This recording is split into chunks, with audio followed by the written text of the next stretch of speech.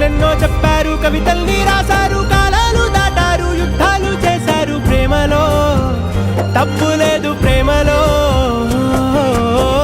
వేల వేల వెన్నెలంత మీద వాలి వెలుగునంత మోయమంటే నేను ఎంత రే.